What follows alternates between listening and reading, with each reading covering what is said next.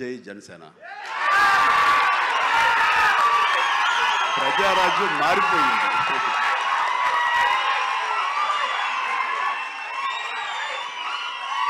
ప్రజారాజ్యం రూపాంతరం చెందింది జనసేనగా. I'm very happy. ఆ రోజున పొలిటికల్గా తను రావాలి అని, పొలిటికల్ ఎదగాలని తన ఇంట్రెస్ట్ అని చెప్పినప్పుడు నేను వెంటనే ఆయనకు అవకాశం ఇవ్వడం జరిగింది. బట్ పరిస్థితులు ఇంకోలాగా ఉండేది. అలాగే అప్పటి నుంచి నాతోటి సత్సంబంధాలు ఏర్పరచుకున్నాడు. వాళ్ళ అబ్బాయి ఇలా సినిమాలోకి వస్తాడు అని కూడా చెప్పాడు. నేను వాళ్ళ ఇంటికి వచ్చినప్పుడు ఏదో పూజకు వచ్చాను ఒకసారి, అయ్యప్ప పూజకు వచ్చినప్పుడు. చాలా చిన్నవాడు అనుకుంటా విశ్వక్సేన్.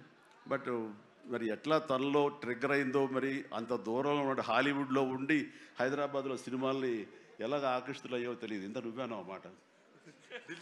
దిల్సుఖ్ నగర్ అమెరికాకి దగ్గర అనిపిస్తుంది దిల్సుఖ్ నగర్ అంతవరకు. సో ఖచ్చితంగా తనకి కావాల్సిన విధంగా తనకున్న హిడెన్ టాలెంట్స్, అటు రైటింగ్ కానివ్వండి, అటు డైరెక్షన్ టాలెంట్స్ కానివ్వండి, యాక్టింగ్ కెపాసిటీస్ కానివ్వండి, ఇన్ని ఉన్న వ్యక్తి ఇంటి పట్టును కూర్చోలేరు. ఖచ్చితంగా పరిశ్రమ రావాలి, ఇక్కడ అభివృద్ధి చెందాలి, ఇక్కడ తన సత్తా చాటుకోవాలి, తన జెండా పాతాలి. అది అంటే ఈ జన్మంతా ఇంకా రాజకీయాలకి దూరంగా ఉంటూ, సినిమాలకి అతి దగ్గరగా ఉంటూ, హక్కును చేర్చుకుంటూ ఆ కళాన్ని తలుతూ ఉంటారు.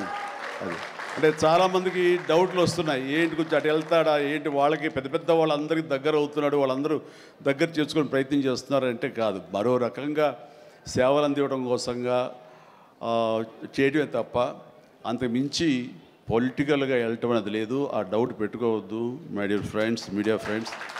లేదు, పొలిటికల్గా వద్దు.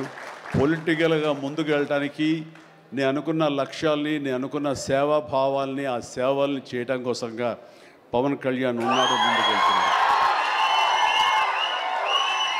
Yes, thank you so much.